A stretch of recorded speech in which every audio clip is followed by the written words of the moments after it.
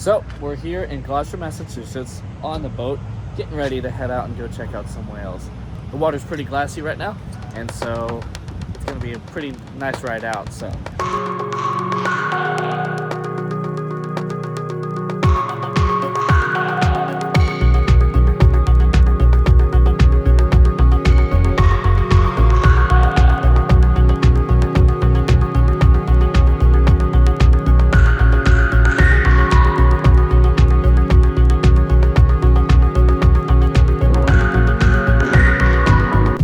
Whale watching is an experience that is difficult to capture on camera, but is extraordinary to experience in person. Those who can capture some of the essence of what it's like to see a whale require some of or all of a couple things. And that's going to be time, talent, technology, or luck.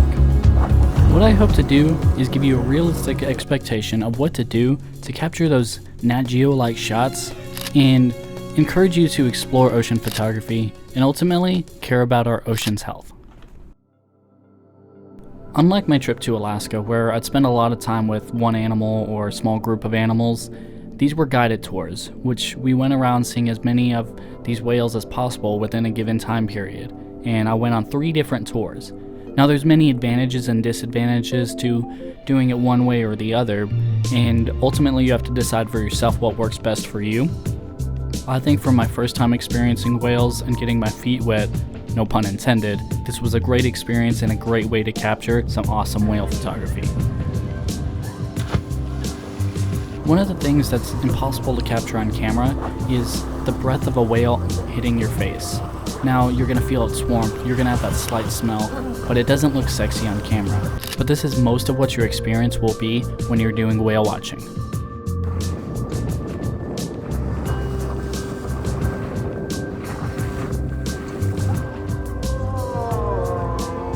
When a whale dives down, it can stay down for 5 minutes or it can stay down for 45 minutes. But shots of the tail are great because the tail is used to identify what whale it is, and the names that are given to these whales are used by naturalists all across the world.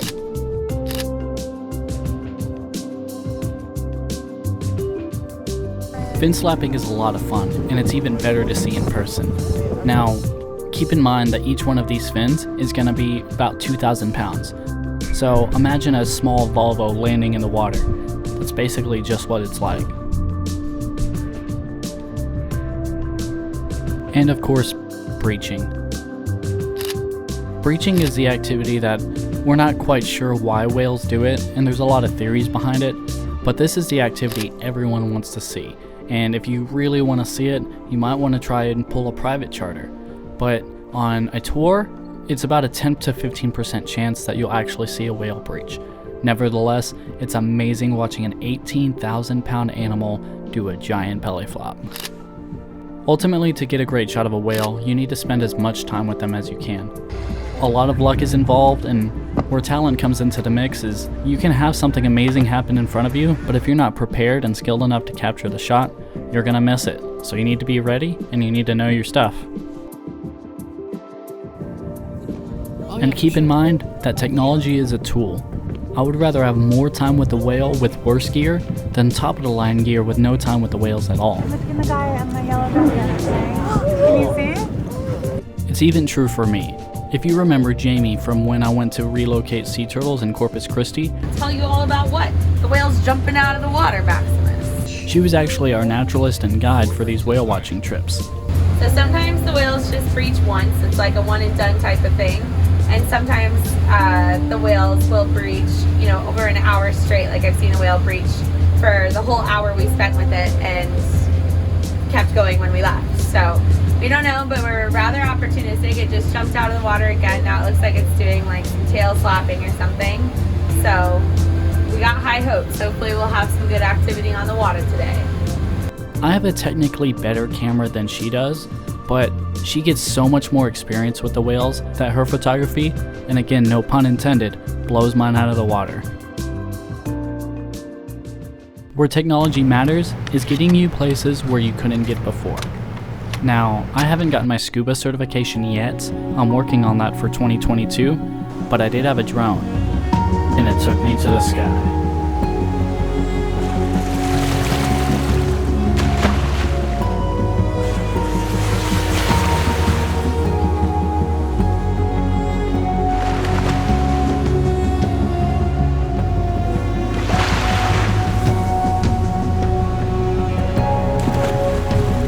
you plan on using a drone, you're most likely going to have to take a private charter.